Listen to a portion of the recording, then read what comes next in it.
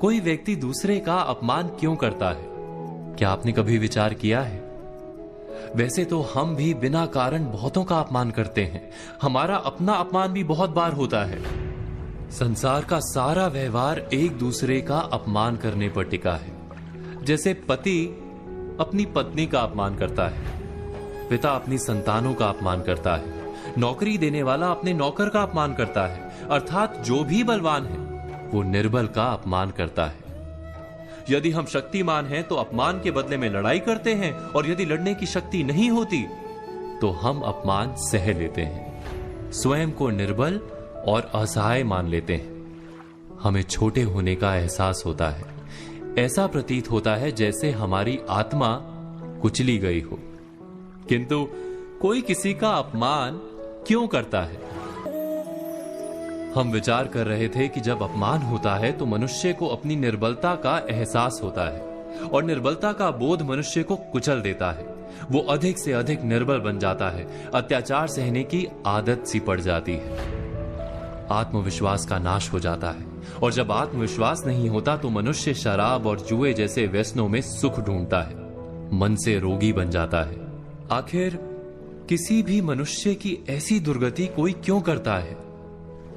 अपमान करने वाला वास्तव में क्या सिद्ध करना चाहता है? कभी गहराई से विचार किया है? हम विचार कर रहे थे कि कोई भी मनुष्य किसी का अपमान क्यों करता है। वास्तव में हम किसी का अपमान करते हैं उसकी निर्बलता सिद्ध करने के लिए, यह बताने के लिए कि हम अधिक शक्तिमान हैं।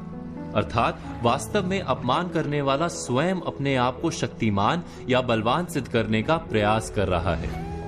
अपमान करने वाला हकीकत में अपनी शक्ति से आश्वस्त नहीं है, उसे अपनी शक्ति पर भरोसा नहीं है।